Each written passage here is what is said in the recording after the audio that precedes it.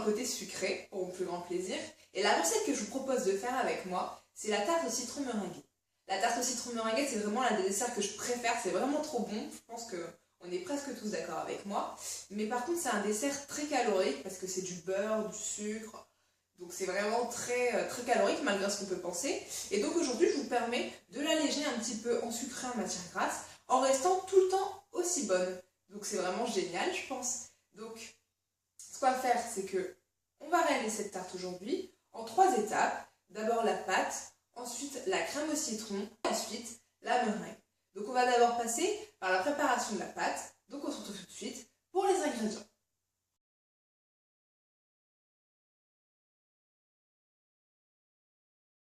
Donc pour réaliser votre pâte brisée, il vous faut 250 g de farine de blé, 60 g d'eau ou de lait, ici j'ai choisi de l'eau, 100 g de beurre mou et une pincée de sel. On va passer tout de suite à la préparation de notre pâte.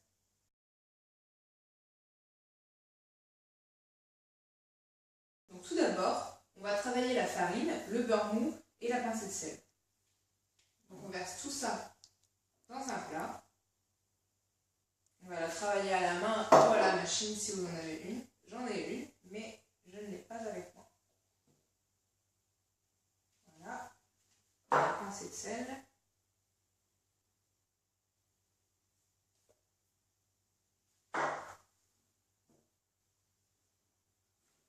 Donc on y va à la main. On mélange. Alors là, j'ai utilisé 250 g de farine de blé. Mais sinon, vous pouvez couper pour encore plus alléger en utilisant par exemple 200 g de farine de blé et 50 g de farine de châtaigne. Après, il faut en avoir chez vous. Si vous ne voulez pas vous compliquer la vie, vous prenez de la farine de blé et ce serait bon.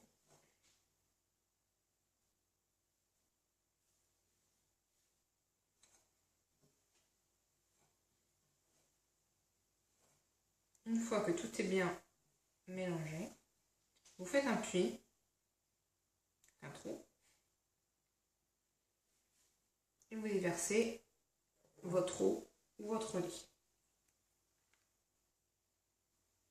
Donc c'est reparti, on met la main.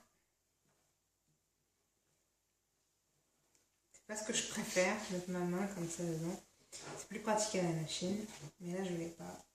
Puis bon, avant, on n'avait pas de machine, hein, donc on était bien obligé de le faire à la main.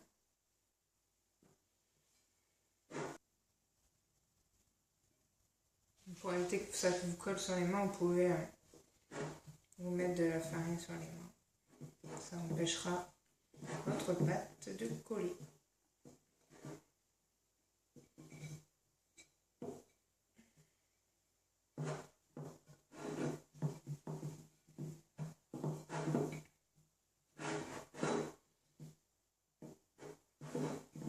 Donc là, je forme une boule. Si on a récupéré tous les petits morceaux de pâte qui peuvent coller au fond du plat. Et là, ma pâte est bien, elle colle pas trop. Donc c'est vraiment, les mesures sont bonnes. Si jamais votre pâte colle un peu trop, vous rajoutez toujours un peu de farine.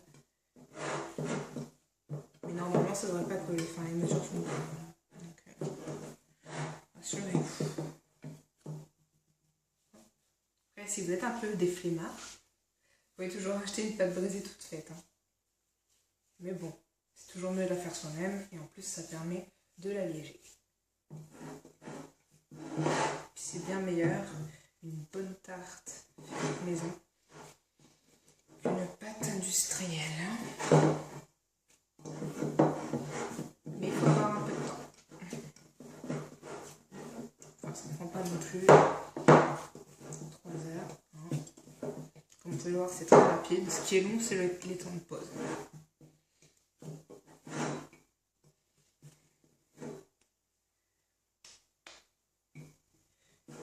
Donc voilà, ma boule de pâte est faite, comme vous pouvez le voir. Elle est très bien, bien comme il faut.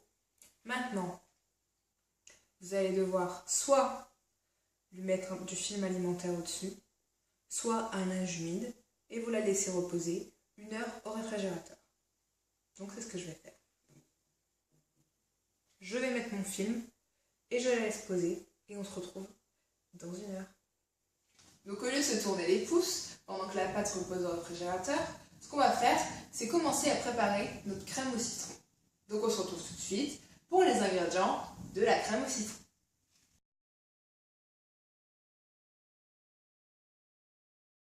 Pour notre crème au citron, il nous faut 150 ml de jus de citron, les zestes de 2 citrons non traités, un œuf entier, 2 jaunes d'œufs. Surtout, ne jetez pas vos 2 blancs d'œufs car on en aura besoin plus tard pour la meringue, 100 g de sucre et 10 g de maïzena, ce qui équivaut à 1 cuillère à soupe rase. On passe tout de suite à la préparation de notre crème.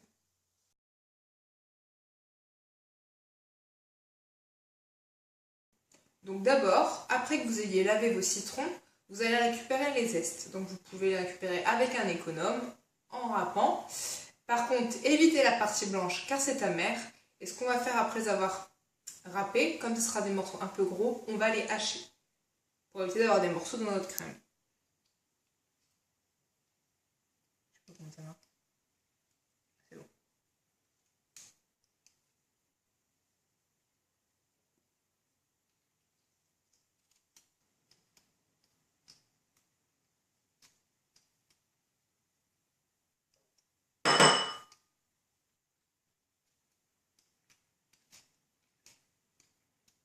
Comme je vous ai dit juste avant, une fois que vous avez récupéré vos zestes de citron, si les morceaux sont trop gros, il faut les hacher.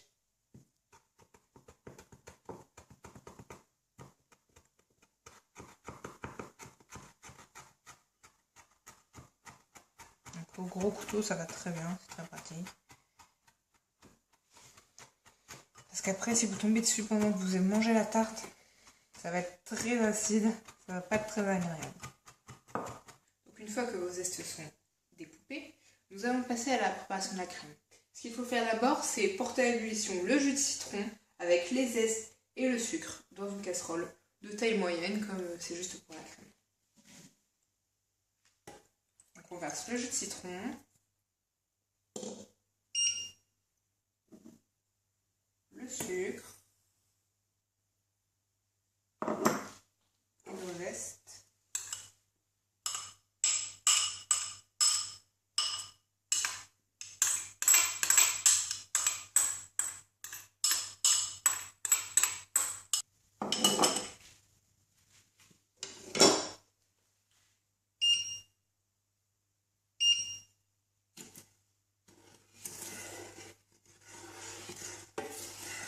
Je vais remuer un petit peu, mais après je vais couvrir et laisser infuser les zestes pendant environ 5 minutes.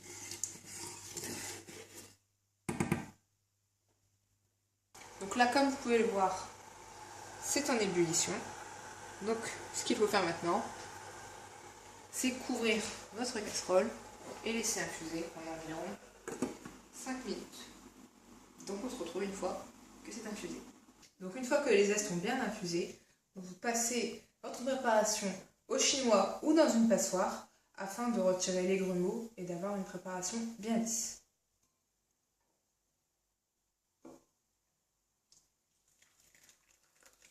Allez-y doucement hein, pour pas que ça saute de partout. Comme ceci. Comme ça, vous récupérez bien vos petits zestes. Et ça sent bien le citron en tout cas. Voilà. Maintenant, on va passer à la deuxième préparation de cette crème. Donc ensuite, dans un bol, vous mettez votre cuillère de maïzena, donc de fécule, avec un petit peu d'eau que vous mélangez pour éviter que ça fasse des grumeaux. Donc vous mélangez votre maïzena avec l'eau.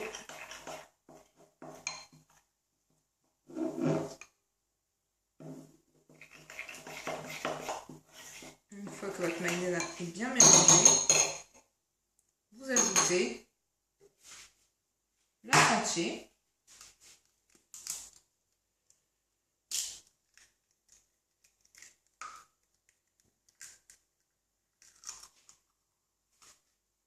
Et vos 2 jaunes d'œufs.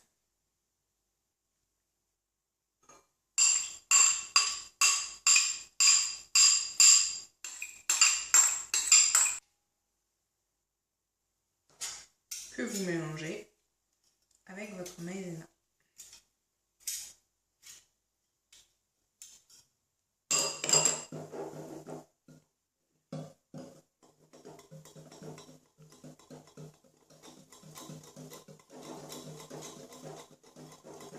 Donc la maïzena, c'est ce qui fait que ça donne un côté allégé à la recette. Dans les recettes allégées, on utilise souvent de la maïzena, la fécule de maïs. On place pas mal de choses et ça allège votre recette. Vous mélangez bien. On essaye d'éviter les granules. Donc surtout, ne jetez vraiment pas, je le rappelle, vos blancs d'œufs, retirez les 2 jaunes là, parce que vous en aurez besoin pour la meringue. Donc une fois que vous avez bien battu vos œufs avec la maïzena, vous le reversez dans le reste de la préparation, c'est-à-dire un jus de citron qui a été enlevé le jus de citron auquel on a enlevé les zestes, et vous mettez votre feu assez vif et il faut battre constamment. Et vous arrêtez votre feu à partir du moment où votre préparation épaissit. Il ne faut pas s'arrêter de battre, hein, sinon ça peut brûler. Donc là, comme vous pouvez voir, le mélange est en train d'épaissir. Comme vous pouvez voir, je vais donc pouvoir arrêter mon feu. Il ne faudrait pas que ça brûle. Vous voyez, il a bien épaissi. Donc je vais pouvoir arrêter. Voilà.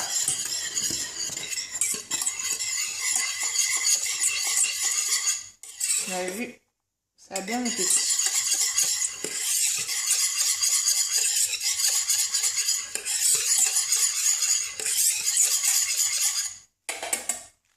Voilà. Maintenant, on va repasser du côté de notre pâte brisée.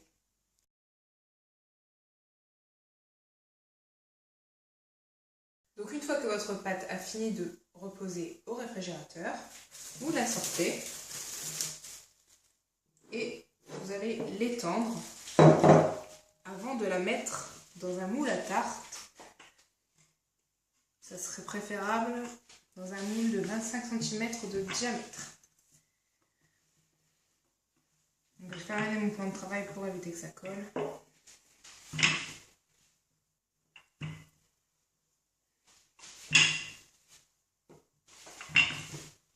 Elle a vraiment une belle consistance. C'est très bien. Et vous l'étendez autant que vous pouvez.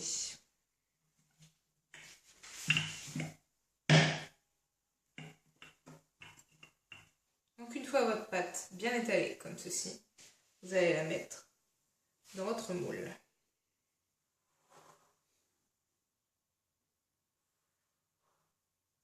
Vous voyez, là, il y en a trop.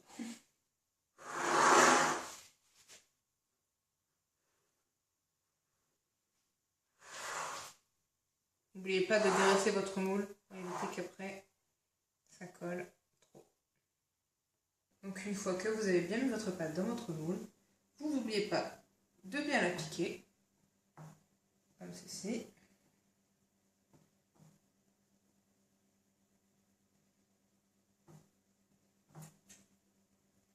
Vous la piquer autant que vous voulez, hein. C'est pour éviter que ça gonfle. Moi je la pique bien comme il faut. Hop. Et si vous avez, hein,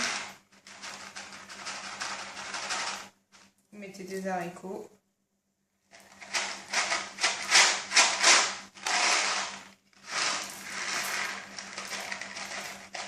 Pour éviter que ça gonfle encore une fois. Donc maintenant, on enfourne notre tarte avec les haricots à 180 degrés, 20 à 25 minutes, jusqu'à temps que la pâte soit légèrement dorée. En fait. Ça dépend de votre four, encore une fois. Hop. Et c'est parti. Donc une fois que votre pâte est cuite, comme ceci, vous Donc là, elle est bien cuite, hein, mais par contre, elle n'est pas dorée parce que je n'ai pas voulu la laisser dorer par faute de temps. Mais l'idéal, c'est de la faire dorer, mais ça ne change pas grand-chose. De toute façon, on la voit pure. Donc voilà. Maintenant, vous versez votre crème au citron par-dessus.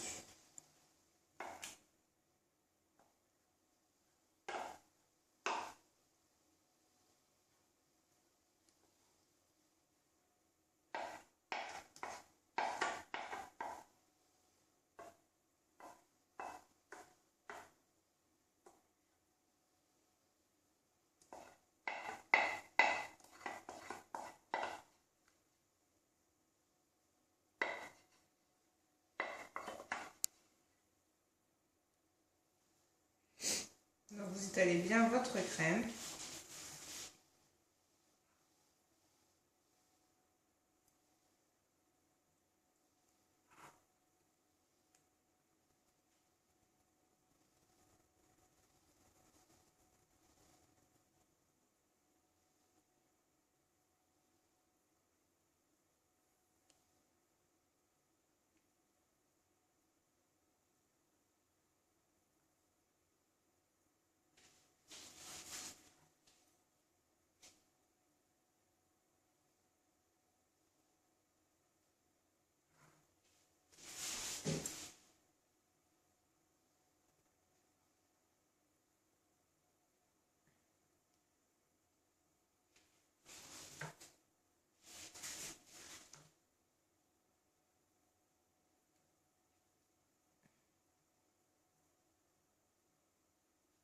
C'est essayer de faire en sorte qu'il y en ait la même dose partout, qu'il n'y ait pas un coin où il n'y en ait pas.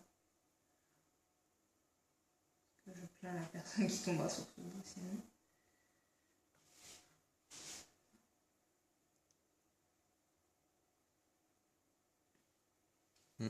Donc voilà, là on a bien éparpillé un peu partout notre crème au citron.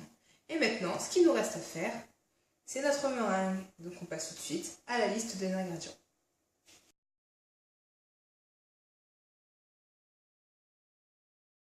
Donc pour réaliser notre meringue, il nous faut 2 blancs d'œufs.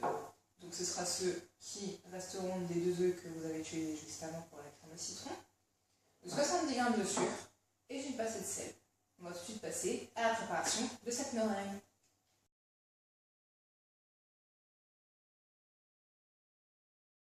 Donc, on va monter nos blancs d'œufs en neige afin de faire notre meringue. Donc, nous avons nos blancs d'œufs.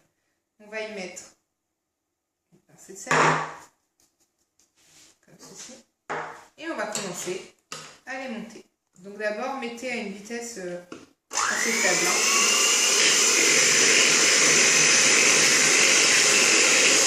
Désolé pour le bruit.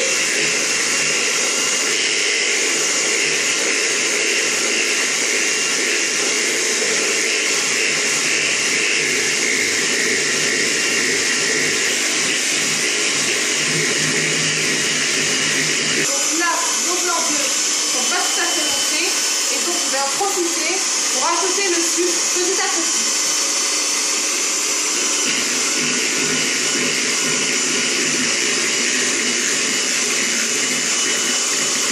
En augmentant la vitesse. Il faut augmenter la vitesse progressivement.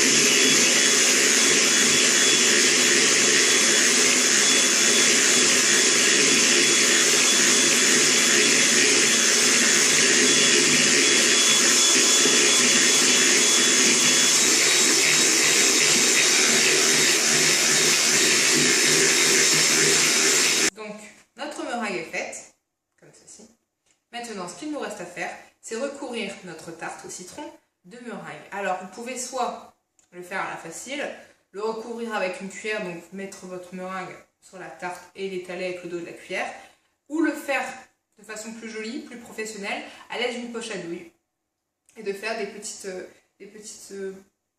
plots à chaque fois, comme vous pouvez le voir sur bon nombre de tartes au citron meringuées qu'on voit dans les pâtisseries.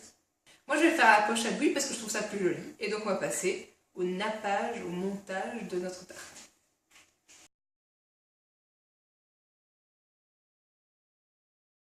Et donc, maintenant, à l'aide de ma poche à douille remplie de meringue, je vais venir garnir ma tarte.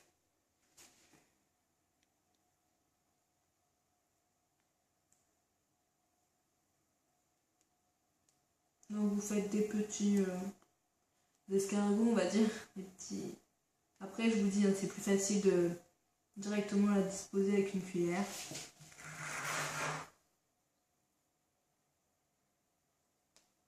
Mais esthétiquement, c'est plus joli comme ça. Donc, à vous de voir. Le goût sera le même.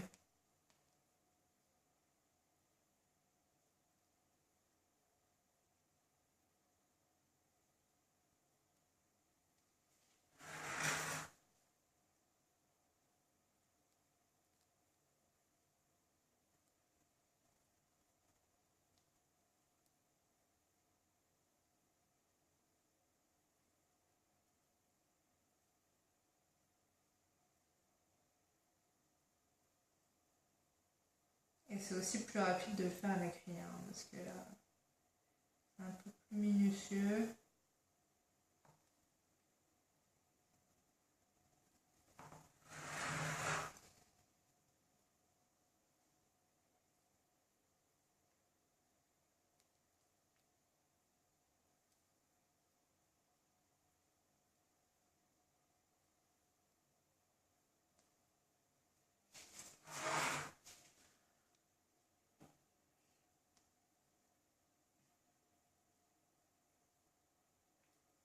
Ah bon, faut toujours faut essayer pour devenir pro un jour. C'est à force d'entraînement que ça viendra. Donc je vous conseille d'essayer aussi. Et ça impressionnera vos invités. Donc je finis. On se retrouve pour le résultat final. Avant de la mettre au réfrigérateur. Parce que c'est un dessert qui se mange froid. Donc à tout de suite. Donc voilà notre tarte meringuée, c'est le cas de le dire. Voilà, moi je l'ai fait en petits points comme ça. Et donc maintenant ce qu'il nous reste à faire pour vraiment qu'elle soit jolie, c'est la passer 1 à 2 minutes au grill pour que ça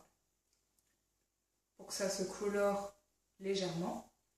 Mais 3 minutes et c'est foutu. Donc il faut vraiment surveiller, vraiment 1 à 2 minutes au grill. Parce que si c'est foutu, bah c'est foutu. Donc on y va.